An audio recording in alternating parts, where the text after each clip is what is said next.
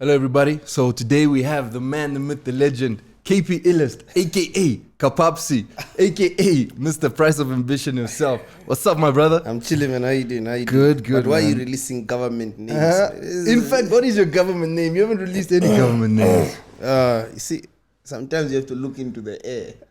And that's I can't tell too many people my government Is that name. They'll enough of find an me. answer? Yeah. KP. Let's keep it there. You know, what are the socials? KP Illest. KP Illest everywhere. Follow the At man. KP Illest. Don't check Twitter today. Only check Twitter tomorrow. Why? What happened on Twitter? Hey, Twitter is a rough place right now, man. With all of this, like, obviously, all of this rape stuff going on. Yeah, for sure. So now, I'm not really out on Twitter like that. Like I go on Twitter, tweet what I need to tweet and come off. So I don't know the trends that are happening on Twitter. So meanwhile, there's obviously a girl was raped and she was killed in South Africa, yeah. So one friend of mine is doing a whole abortion campaign. So he hollers at me, yo, please post this article. I didn't even look at when the article was printed. I just posted it, and then I quoted an old Namibian song, "What a World We're Living In." And then I just see girls replying, "Oh, wow, a whole article from July." I said, hey, trying to take blame, trying to show that women are trash. KP Illest is cancelled. I said, Oh my day, so it's still pending. yeah, it's The deep, bro. cancellation. It's deep. All right, so why don't you take 2 minutes and just clear your side quickly, man? No, We can't afford that. This is one of Namibia's best artists, guys. Come on. Ladies and gentlemen, I take everything that's happening right now in these streets very, very seriously. I have a smile on my face because we must all be happy, but we mustn't be happy with what's happening. And I stand behind every victim. We are here to support you. And excuse my tweets, man. I'm just a little oblivious on these streets. I mean, no harm. I'm a nice guy. There we go. I was a Power Ranger. Which one? The black one. All right, man. Let's get into this. The main reason why I got this guy on is because hip hop is something really close to my heart, brother. Yeah. And to be honest, if you look at the Namibian scene, you're one of the outs. You're standing out, bro. Like you're moving across borders, bro. If you go on a social, like you said, the Twitter thing, bro. If you go onto Instagram, YouTube, whatever, it's KP and it's okay, man. Damn song. Yeah. So you don't like that song, yeah? No. I Reason performed being? it too many times, man. It's yeah. gotten tiring in my head. Boring. You never want to get tired, but because of the fact that I am completely in control of my music. Mm-hmm. So from getting the beat, finalizing the beat, to writing the song, to recording the song, to mixing and mastering the song, to putting it out. So by the time it's out, I've already heard it 100 times. Mm-hmm. And now I must hear it another 100 times. And like if you speak to a producer, they'll always tell you in hip hop, nothing is ever perfect. Dr. Dre said it's never perfect. It's just good enough to release.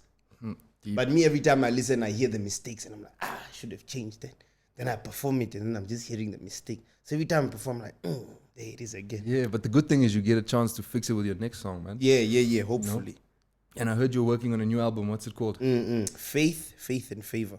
Faith and Favor. When's that released? In November. Hopefully we're trying to...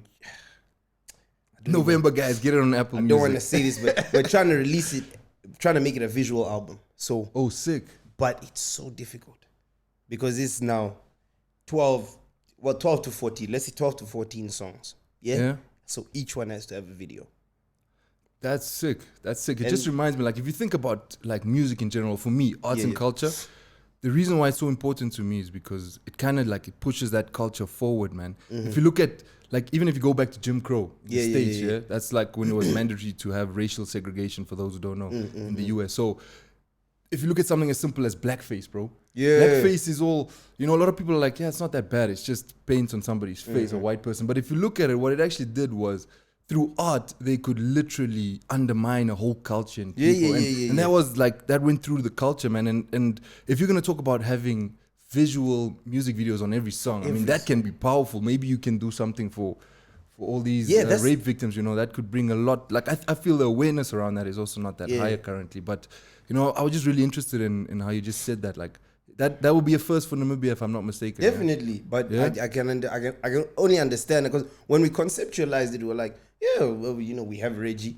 you know, so you just shoot everything. Yeah. And it shouldn't be that difficult. Yeah. And now we have about, 2 months? 2 months, September, October, November, 3 months. Mm-hmm. And still 11 videos to shoot. So thinking about it was very easy. Now actually executing, because during I normally only have songs done about a week before they need to be mastered. So the final mastering session for the album is now at the end of this month. Okay. But now I didn't think of the fact that I can't give Reggie a week to shoot 11 videos. So now it's crunch time. We're trying to finish this song and finish it's just, but we're gonna get it right. Even if it doesn't release as a visual album, what we plan to do is then we'll call it a visual album and just release video one after one. But by the end of the day, you will have a video for every song. Of course, that sounds good. Good strategic move on your side. And then, so since we're talking about how music and art could shape your like today's culture, who shaped your journey in hip hop, man? Because I think your career is very meticulous. Yeah, that's the right word to use. Like, you really planned this thing out. I know you have a degree in economics. You know, the guys well learned. Unfortunately. Yeah. So what was your thought pattern around that? Did you kind of think you would want something to fall back on? What was the idea? Or was it just because you started it and you had to finish it? My parents have black skin. so I don't know if that's a surprise. So I wasn't allowed to just do music. Nah, they were like, oh no, I mean, that's nice in America, but so here, what are you gonna study? And I took a chance. I was like, I think I'll study sound engineering. They're like, yeah, but I mean, like, study. You know, like, go to school for. I said, economics. That's the one. If that's what you really want to do, if that's where your heart is, go for it. No, my heart is in music. Yeah, economics. That's what we say. So and then funny guy. I started now with marketing. I actually like marketing. Yeah. But then I chose marketing at a time now where the career started to actually turn into a career, rather than, you know, we just rapping here and there. It actually started turning into a career where even now what I say online, I can get torched at a stake for it. Yeah, of course, man. So it clashed now, because now I have class the same time I'm supposed to be performing. Or I have an exam the same time I'm supposed to be performing. Opportunity cost. Exactly. So I had to, I finished 2 years, and then I told Poly, Nas, they just said, okay, I finished when it was still Poly. And then 2 years, I said, guys, I'll be back. Don't change too much. I came back, I said, Nas, I thought we spoke about this. I said, don't change. Yeah, you have a new name. But I mean, I'm going back just for the sake of next year. Next year. Okay. Finish what you start. So hopefully would have shot enough videos so it looks like I'm actually still busy, but I'm not. Yeah. Meanwhile, I'm in the books. Yeah. So otherwise, before music, is it safe to say your first love was football, like every other Namibian young man?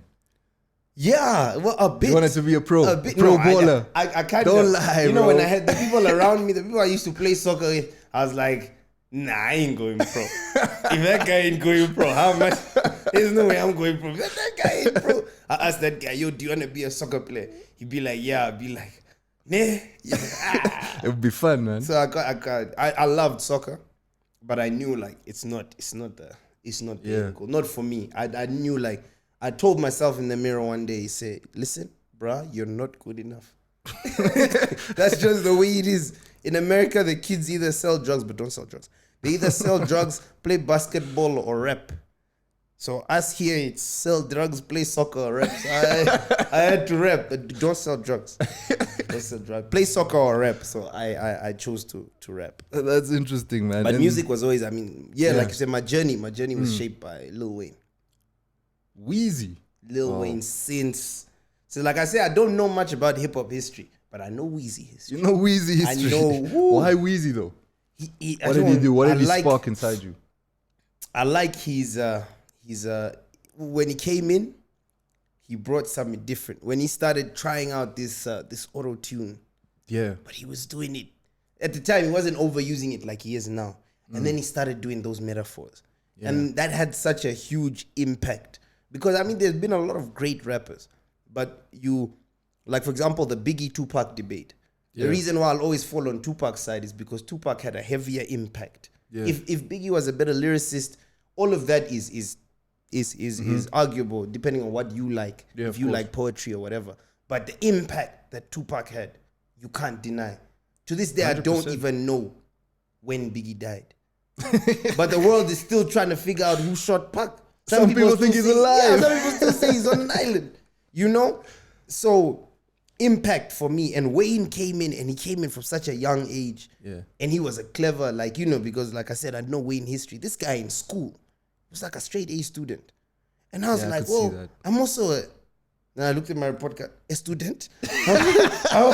Wayne is getting straight A's. I'm in class. You know, so we have so much in common. This guy's in class. I'm in class. He's in studio. I'm building a studio.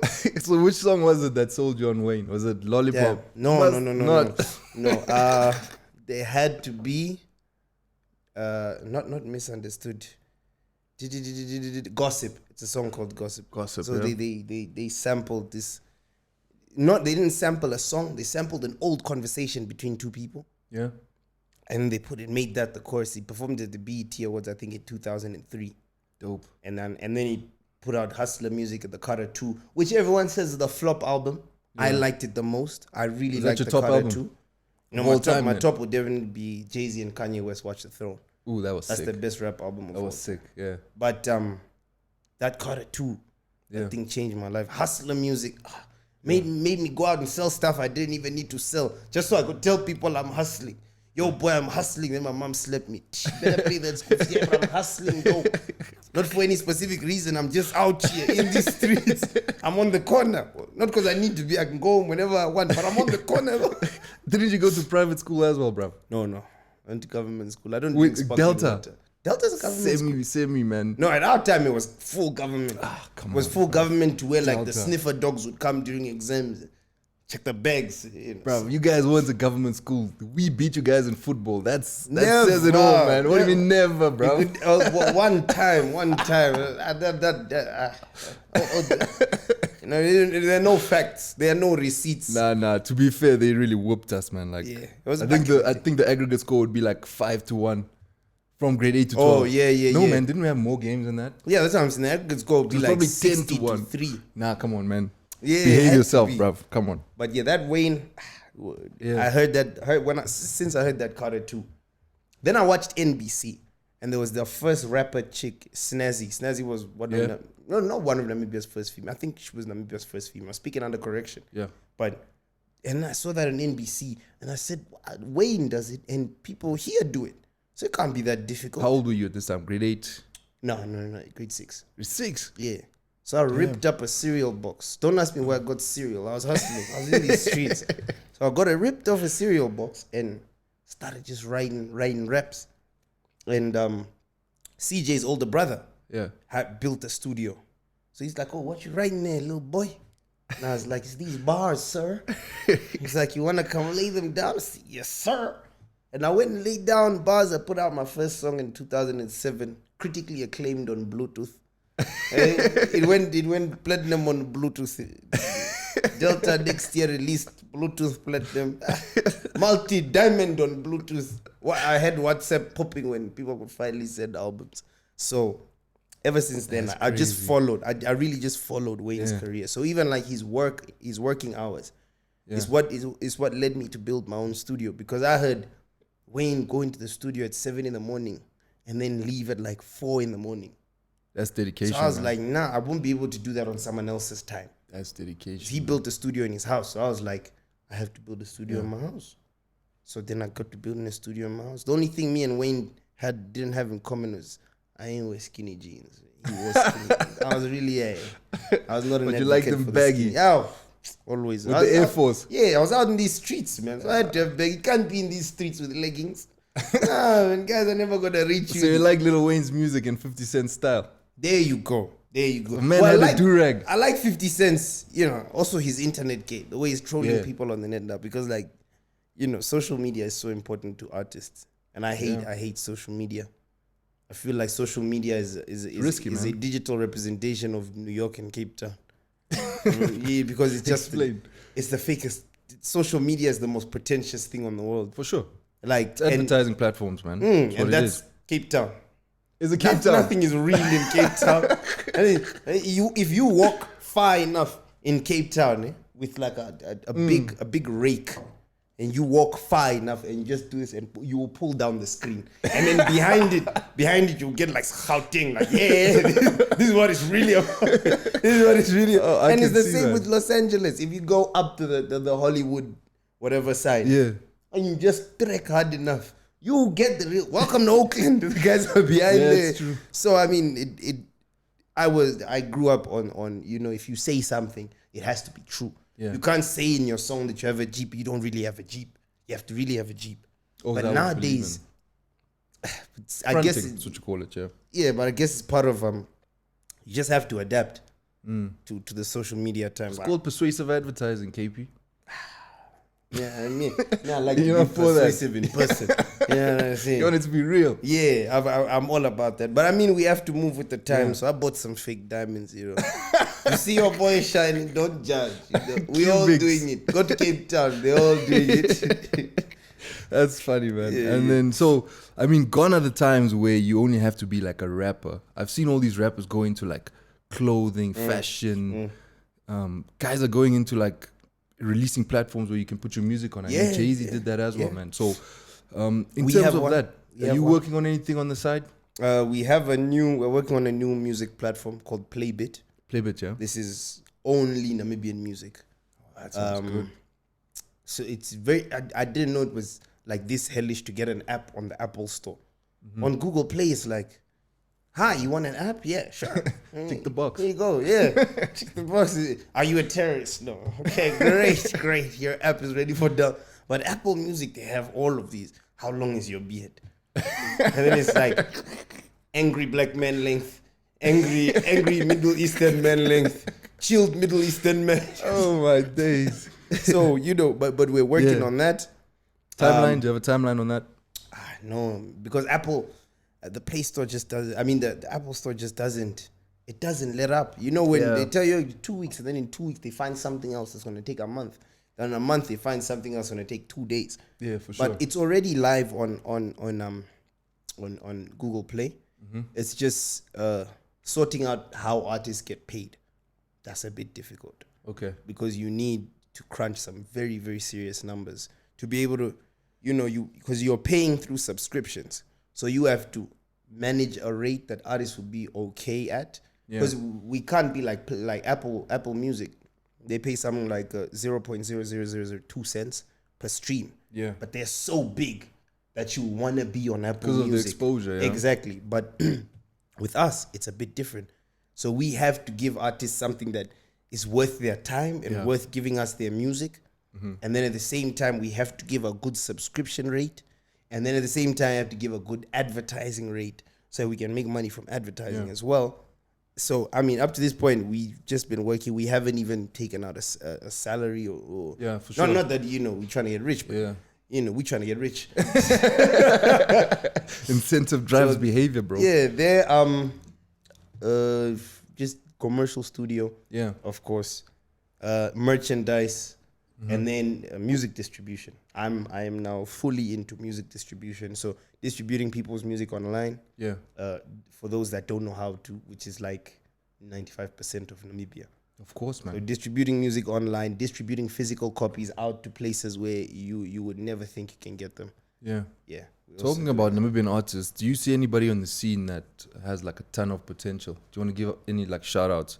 Young and upcoming rappers, because I remember we spoke before and you told me that the only guys left, you know, it was actually just you and Han Solo. Yeah. And Han Solo's a bit, you know, he's on a break. Yeah. He's gonna be back. He's gonna be back, yeah. 100%. But shout out Han Solo. There's a whole lot of young talent, man. Yeah. Well, young in terms of younger than me. There's people like, you know, there's artists King Elegant. He just dropped some fire stuff. Yeah. Another guy, Slime, he also just dropped some fire stuff. And then there are even my peers like Lioness and Script and Top Cherry. Yeah. These people are really doing, you know, Nama's coming this. It's really, people are really doing some special things. This year is actually being deemed by the Namas as the year of the newcomer. Interesting. Because they go, like, mark my words, they're going to win everything. But don't mark my words like corruption, like I knew it. Just mark my words like I think. And then, you know, when I'm back on the show, I'll be like, he's a prophet. I'll come with like a turban or something. But definitely, this is the year of the newcomer. This is the year where the industry is like so open. Yeah. It hasn't been this open in a long. Because I remember when we were trying to break in, it's like trying to get out of the friend zone. That's tough. I've never gotten out of the friend zone, bro. It's one of the most populated places in the world. It's China. It's the friend zone. And it's Bangladesh. Everybody's...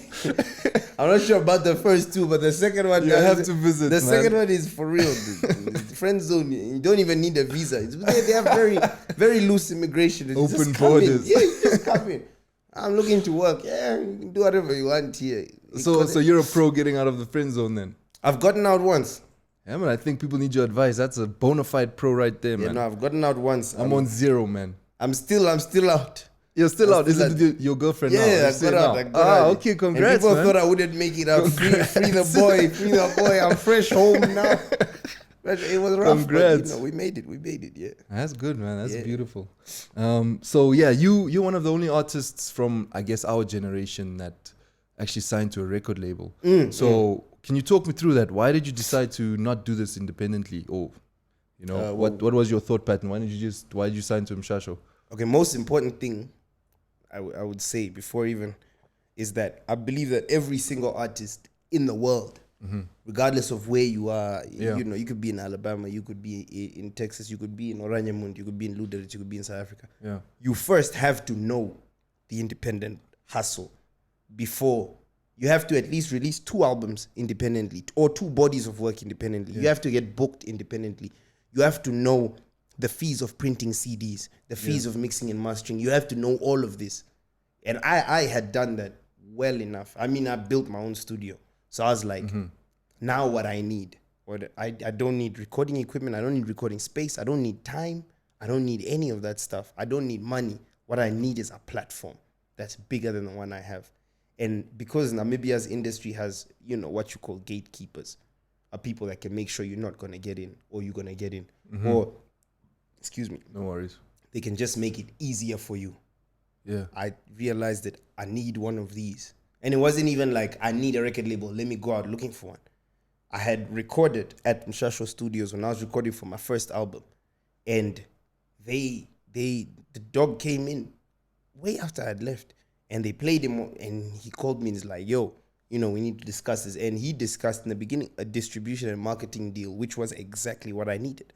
I just needed someone to present me to a larger crowd. Yeah. I knew I could be presentable. I knew I could be sellable. I knew these people would like me. I just need someone to show me to these people because it's very, Namibia is also super close-minded.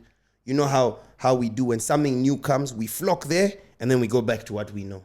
So you open like a new club, we'll all run it. We'll hammer, we'll bump the door down, we'll buy your whole drinks for 2 months. That's and true. then slowly I'll go back to Chop Caesar, you'll go back to Laddy's Vibe or whatever. And then that place will die down because we're not very open to change. I like how we like to see nice new things. To say, oh, that looks nice. But me, I stay with what I know, but that one looks nice. Yeah. You know? So without that someone to give me to those people and say, look, people, I'm a trusted person and I say, listen to KP. If I just went to people and said, yo, listen to me, they would have been like, nah. Yeah, so you almost certified your brand, Exactly. That in hip hop, they call that a cosign. I got a cosign from the dog. The dog told me, listen to this guy because I'm saying so. Yeah, but like just speaking on that, like you're talking about how close-minded the country is. I don't think we're that close-minded, but I'm just comparing it to international hip-hop right now. It's really interesting for me to even see. If you look at guys like Skepta from the UK, Stormzy. Skepta is like, he brought this whole tracksuit mafia thing. Like back, so like that London top boy type vibe. It's very fashionable now. Everybody's wearing that and it came straight out of London. Yeah, and then if you look at Stormzy, I don't know if you checked out his latest album. I think it's called Gang Signs. Yeah, Gang Signs and Prayers. Yeah, that's that my guy, favorite album. he just mixed hip-hop with gospel. You know what I'm saying? So like for me, I think we really have to get over that so that our art can actually flourish. Because I do think we have a lot of things that we can bring out to the international community. And I think it's our responsibility to just open our minds, man, instead of just chasing fads, but I think it's appreciating the art, bro. Because the young people are buying into art a lot more. You see a lot more, even like podcasts and things. You see a lot more of this stuff happening. So definitely, that's what I'm saying. When I say the industry, I don't mean music. I mean the entertainment industry has never been this art and open. culture. Yeah. So if you make clothes or if you shoot videos, or if you're a photographer, or if you, I don't know, there's so many people that call themselves some other random stuff like sapiosexuals.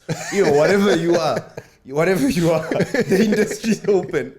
So just, it's a free market, guys. Just sapiosexual yourself in there. You know, there are people that are making rhinos out of nails and thread.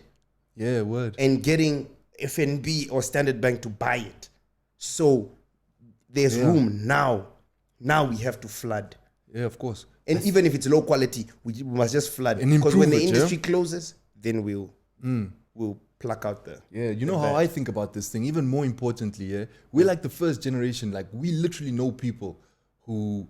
in their lifetime, they had to buy milk and sugar through a window, bruv. Yeah. Like your grandparents, my grandparents, they weren't allowed into stores, man. So, like, I think the way they grew up was not the same. And this is like the first generation where we actually have that opportunity to show what we have, man. Definitely. And push the culture forward, bro. And that's one of the reasons why we started this podcast. And I'm so happy for you to take the time out of your busy schedule and join us on here, bro. But yeah, man, just to finish it up. So, there's this one guy called Pervans Hoyer, man, and he called you out to a hip hop challenge, bro. Can you just take 2 minutes and respond to him? What do you have to say to him? You guys will be meeting within the next 2 weeks or so. You know, don't be chicken. I am hip hop. So if you call me out to a hip hop challenge, you are challenging me on myself. How can I decline? How? I'm ready when you are. In fact, we would have met in 1 week, but I'll give you 2 weeks. You can have to just go. I don't know hip hop Bible. Maybe you can just run through the pages. Just remember, I'll be at home with my legs up. Just relax. Just call me when you're ready. We do it. My brother. I hope you're ready, man. KP's coming for you. Capes. Thanks, brother. Anytime, my brother. Salute.